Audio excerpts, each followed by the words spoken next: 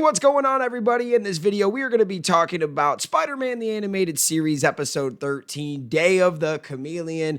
This is the season finale for Season 1, and we're actually pretty excited to wrap it up and get into Season 2 tomorrow. But let's talk about this episode, break it down, hit that intro. You are watching the Fan Club. You're watching the Fan Club. And you're watching the Fan Club. Do you know what time it is? And you know what time it is. It's time for the Fan Club. Let's go. Hey! I can't do this on my own, cause you know things ain't always sweet when you out here in these streets.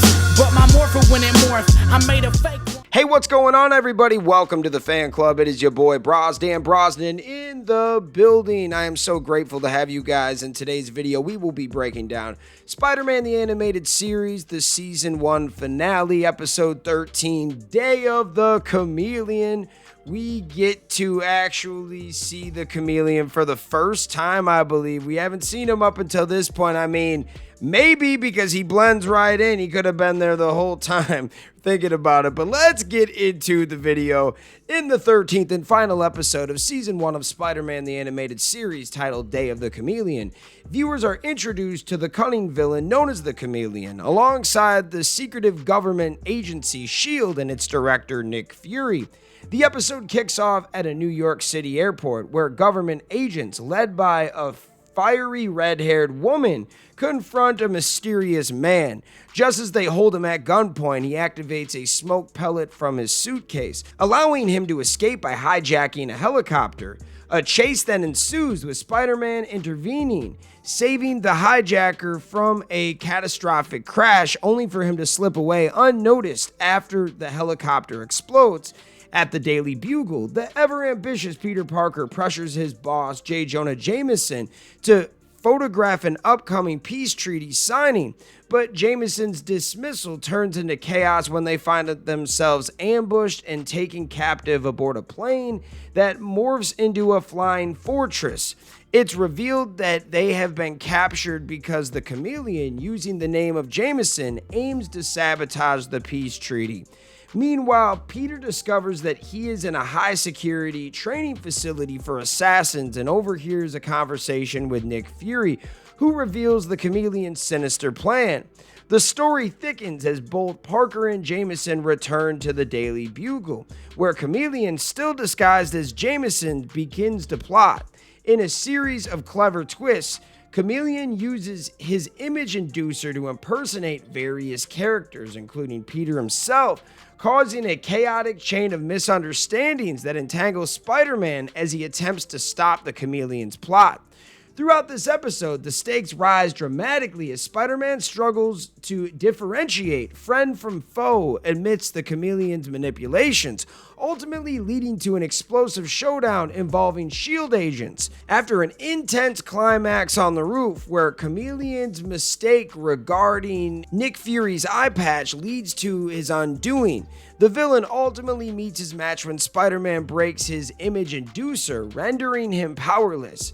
As S.H.I.E.L.D. apprehends the Chameleon, Spider-Man receives unexpected gratitude from Fury, making a rare moment of appreciation for his heroics.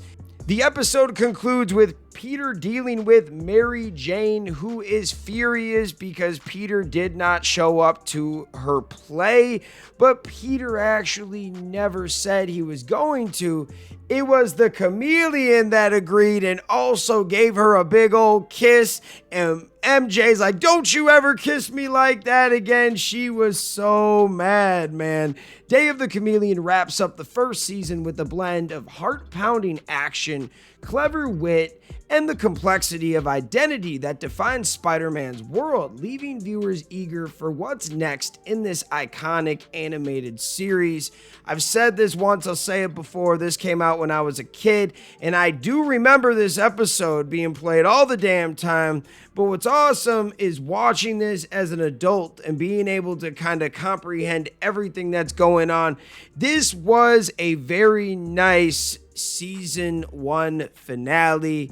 It had a lot of good stuff, but it was still world building, introducing you to Nick Fury and S.H.I.E.L.D. I think this is the first time I ever heard of S.H.I.E.L.D. I was like, what is that? Very interesting. And then, you know, years later, they came out with Agents of S.H.I.E.L.D., and that was a decent show for the first few seasons. But before I leave you, I do want to get into some notes and trivia from Spider-Man animated fandom. According to John Semper Jr., on his Facebook page, he got the idea for this episode when he sat down with one of his staff writers to write a script. However, while Semper got more and more excited for this episode, the writer he chose wasn't really enjoying the story at all. Finally, Semper got angry and thought to himself, if this person isn't excited about this story as I am, then I'll be damned if I'm going to hand it off to him to write. So Semper decided to write the script himself. John Semper Jr. decided not to have Chameleon speak in his own voice because he couldn't imagine the Chameleon ever running the risk of using his real voice, which could possibly reveal his real identity. It would be completely out of his character for someone like him who made a profession out of always being somebody else. Also, Semper thought it would be genuinely creepy if we never heard his voice. The scene at the beginning of the episode where the helicopter that the Chameleon is flying crashes into a building was later edited out of reruns of the episode after September 11th. The image inducer was created specifically for Spider-Man the Animated Series.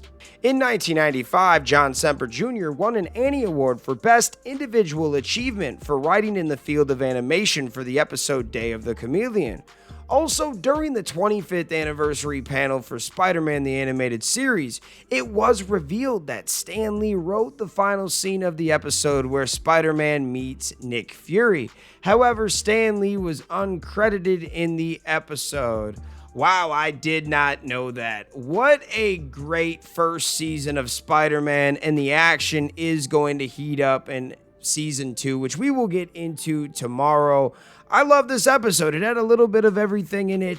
What are your thoughts? Let me know in the comments. Shout out all the fans out there that take the time out of their day to watch this content. And thank you for sticking around for these new Spider-Man reviews. Love you guys. We'll see you next time. Peace. I want to give a special shout out to the Gold Ranger members, Salima Ramirez, Stephen Heffelman, Thomas Franco, Anime King Nick, Louis Cairns, and Roderick Hare. Thank you guys so much for your support, and if you want a video shout out like this one, sign up to be a Gold Ranger member today. Hey, what's going on? Thank you so much for watching this video. Please like, subscribe, hit that share button, and if you can, please sign up to be a member today. We have 3 membership power-ups. We have the Gold Ranger power-up, the most popular. You get into our exclusive fan club chat group. We have fan-exclusive videos that we are adding monthly now, and you get a video shout-out. Yes, folks, at the end of our videos, I will shout out your name. We also have the Quantum Ranger power-up where you get monthly meetings online with me. Yes, folks, we will talk once a month on Zoom, and you can give me your ideas for future episodes. And then we have a professional package, the Dr. K power-up. That is for businesses that want to tap into the platform. If you guys can, please sign up to be a member today. It is highly appreciated, and it helps us keep these videos going. Thank you so much for watching, and we'll see you next time. Peace. Hi, we're Bulk and Skull. We have been requested by the fan club to say something funny.